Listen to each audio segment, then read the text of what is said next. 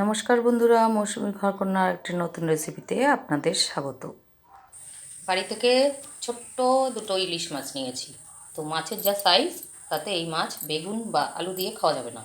বড় ইলিশ খেতে পারবো কি না আমরা গরিব মানুষরা, মধ্যবিত্ত মানুষরা জানি না, এত দাম ইলিশের। তো যাই হোক, আজকে এটা রান্না করব। কী দিয়ে রান্না করব সেটা সবটা আপনাদের সঙ্গে শেয়ার করব।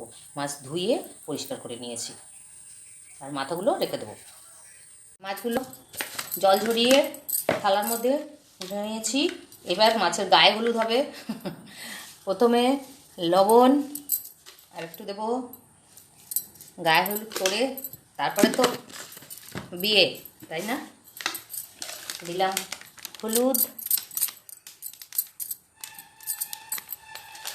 এবার সুন্দর করে গায়ে হলুদ মাখিয়ে নেবো, গায়ে, সারা গায়ে। আমরা যেমন মজা করে হলুদ মাখিয়ে খাই, কষ্টও হয় মনে মনে, কিন্তু খাওয়ার জিনিস খেতে তো হবেই বলুন। এইভাবে গায়ে তেল মশলা মাখিয়ে, হলুদ নুন মাখিয়ে, চিন্তা করলেই কেমন একটা লাগে না?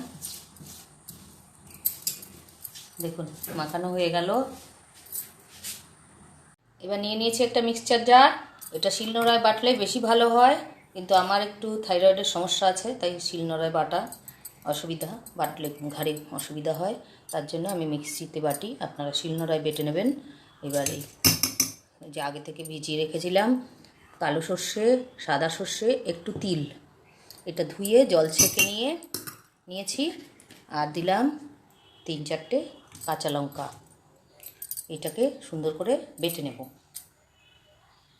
কড়াই বসিয়ে গরম করে এবার দিয়ে দিচ্ছি তেল। ইলিশ মাছ যেহেতু, সে ছোটো হোক আর বড়ো হোক, তো সর্ষের তেলেই ভালো লাগবে। তার জন্য এই মেলার থেকে সেদিনকে এটা কিনেছি, দেখিয়েছি কিনা জানি না। খুব সুন্দর, বেশি তেল পড়বে না। আপনার হাতের থেকে অন্য কৌটো ওই শিশিতে রাখলে বেশি তেল পড়ে যায়। এটা দিয়ে করলে আপনার তেল কম পড়লো। এটা দিয়ে খুলতে হয়, এটা দিয়ে আটকাতে হয়। এই দেখুন, সুন্দর ব্যবস্থা। তেলটা গরম হোক, আর এদিকে আমি মশলাটা বেটে নিই। এর মধ্যে অল্প একটু নারকেল পোড়া ছিল, সেটা দিয়েছি, একটু নুন, একটু হলুদ। তেলটা গরম হয়ে গেছে দেখুন। এবার আমি এই যে গায়ে হলুদ মাখানো ইলিশ মাছ, এগুলো আস্তে আস্তে ভেজে নেব।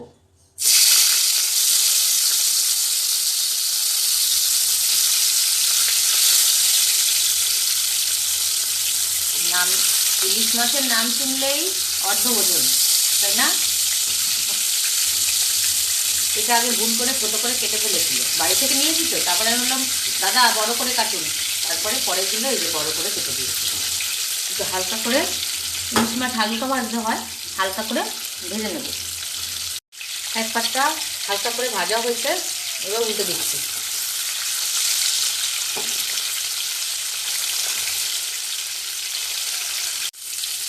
মাছ দেখুন, একটু ছোটো মাছ তো, ওই জন্য একটু বেশি ভেজেছি।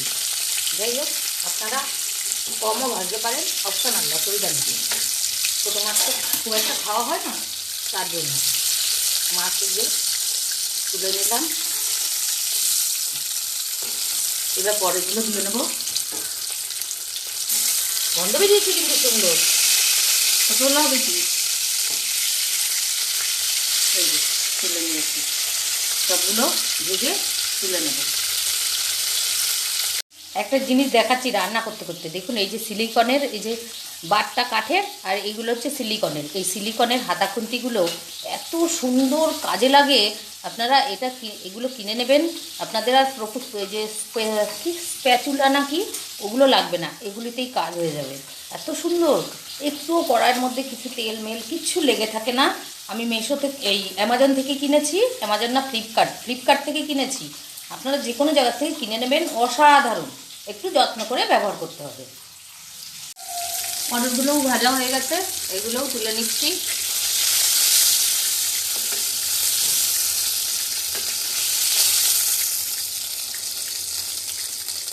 ইলিশ মাছ রান্না কত সহজ, একটু খুব তাড়াতাড়ি রান্নাঘরে থেকে চলে যাওয়া যায় বলুন। মানে খুব তাড়াতাড়ি রান্না হয়ে যায়, এটা আমার বলার উদ্দেশ্য এই গরমে। এবার দিয়ে দিচ্ছি কালো জিরে ওই তেলের মধ্যে। এই কালো জিরেটা একটু হলো। এবার যে মশলাটা বেটে রেখেছি, এটা এই যে তখন যে বললাম না, ওটা কোনো অ্যাডের জন্য আমি বলিনি, আমি রান্না করি তো এই জিনিসগুলো দিয়ে আপনাদের যাতে সুবিধা হয় তার জন্য আমি বললাম, অ্যাডের জন্য নয়। কিন্তু এটা দিয়ে একটু জল দিয়ে দিচ্ছি, নাহলে বিশাল গরম হয়ে গেছে। গ্যাস কিন্তু হালকা, সর্ষে বাটা তো আর ভাজবে নেই, এই জন্য অল্প করে জল দিয়ে দিলাম, নাহলে পুড়ে যাচ্ছে। কথা বলতে বলতে আসলে মনে থাকে না। তো আমি কিন্তু অ্যাডের জন্য করিনি, আর আমার সব ভিডিওর মধ্যে দেখবেন এইগুলোর দেওয়া থাকে। আমি ফ্লিপকার্ট থেকেই মনে হয় কিনেছি। এগুলো জানুন ভীষণ সুবিধা। এই দেখুন, আপনি তো ওই স্প্যাচুলা দিয়ে এভাবে কাচিয়ে নেন, এগুলো দিয়েও কাচানো যায় সুন্দর, একটু লেগে থাকবে না। অ্যাডের জন্য কিন্তু নয়, আপনাদের রান্নার সুবিধার জন্য আমি বললাম। এবার এই মশলার ডিব্বাটা ধুয়ে একটু জল দিয়ে দেবো। আর যে মাছ গায়ে হলুদ করেছিলাম তার মধ্যে অল্প একটু জল দিয়ে এই জিনিসটা ধুয়ে দিয়ে দেবো।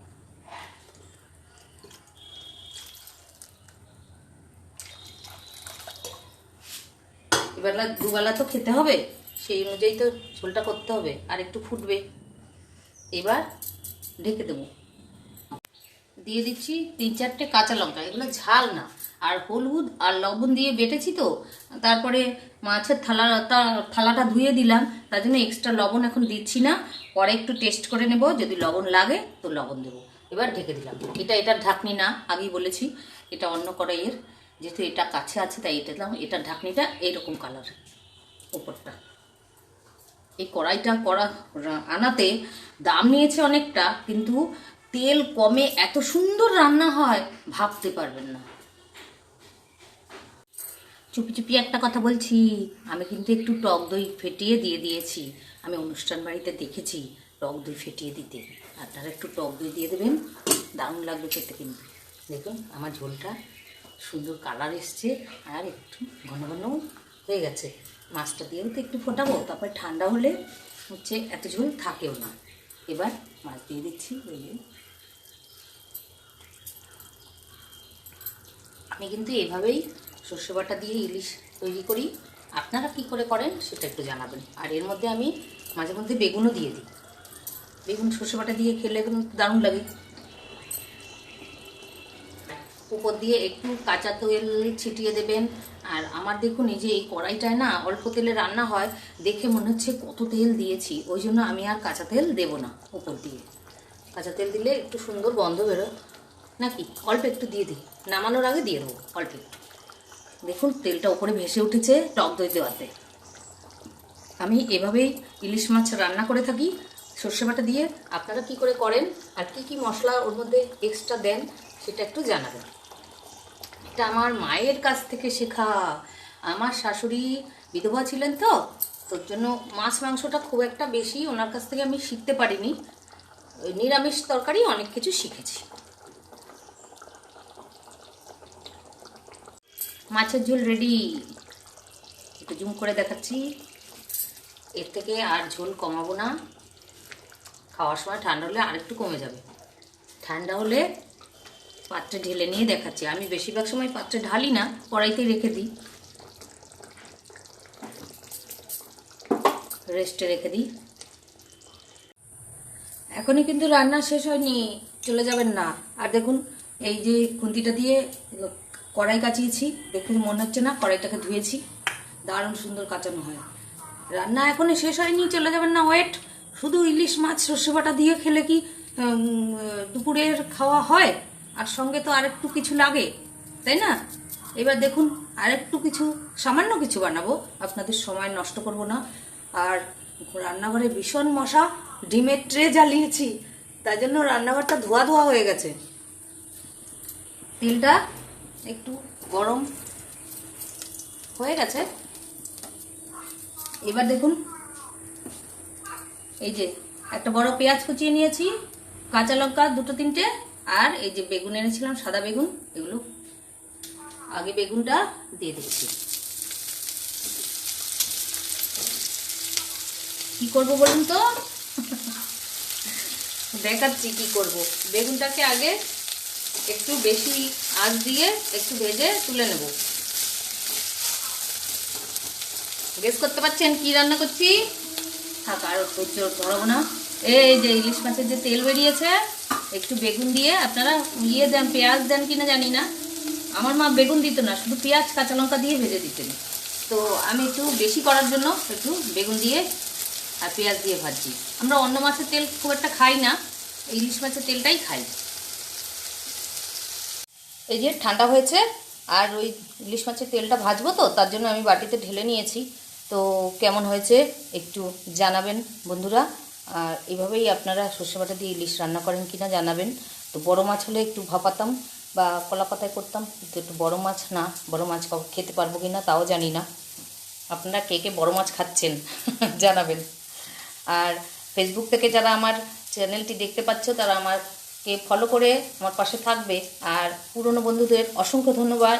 নতুন বন্ধুরা যারা এখনও আমার পেজটিকে সাবস্ক্রাইব করোনি, তারা আমার পেজটিকে সাবস্ক্রাইব করে আমার পাশে থাকবে। আমিও তোমাদের পাশে থাকবো। দোল দোল দুলুনি। বেগুন ভাজা হয়ে গেছে, তুলে নেব। বেগুন ভেজে তুলে নিয়েছি। এবার আরেকটু তেল দিয়েছি, পেঁয়াজ,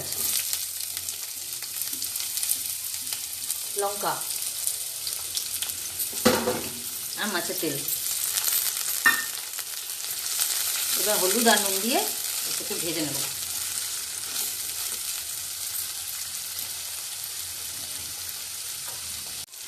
দেখুন পেঁয়াজ, তেল, কাঁচা লঙ্কা ভাজা হয়ে গেছে। আর বেগুনটা আমি আধা ভাজা করে রেখেছিলাম, এবার বেগুনটা সঙ্গে মিশিয়ে দেবো। আমি হাফ বেগুন দিয়েছি, আর একটুখানি তেলটা একটু বেশি দিয়েছি। এইটা না, বিনা তেলে ডিমের অমলেট সব কিছু হয়, কারণ এই তেলটা দিয়েই তো খাবে ফাতনাকে, তার জন্য একটু বেশি তেল দিয়েছি। এবার এই যে তুলে নেব। মাছের তেল, পেঁয়াজ আর বেগুন দিয়ে ভাজা কমপ্লিট। আর আমার সাদা বেগুনটা ভাজা খেতে বেশি ভালো লাগে, একটু মিষ্টি মিষ্টি হয়, আর তারপরে তরকারি কালোও হয় না, তাই সাদা বেগুনটাই বেশি আনি আমি। এবার নামিয়ে নেব। তো সর্ষে বাটা দিয়ে ইলিশ মাছ আর ইলিশ মাছের তেল, বেগুন দিয়ে পেঁয়াজ দিয়ে ভাজা, এই দিয়ে দুপুরে আর রাতে আমাদের হয়ে যাবে। এইটা তেলটা দুপুরেই খাওয়া হয়ে যাবে। তো কেমন লাগলো আর আমার রান্নাগুলো কেমন লাগে একটু কমেন্ট করে জানাবেন। আজকের মতো টাটা। আপনারা ভালো থাকবেন, সুস্থ থাকবেন।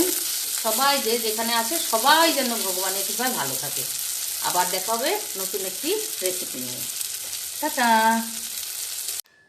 চলে এসেছি স্নান করে পুজো দিয়ে। এই যে ভাত গরম ছড়িয়ে নিয়ে বসেছে, এই যে মাছ, আর এই যে সেই তেল। এবার সুন্দর করে খেয়ে নেব। আপনারাও খেয়ে নিন দুপুরবেলা। আমার ভিডিওগুলো কেমন লাগলো একটু কমেন্ট করে জানাবেন।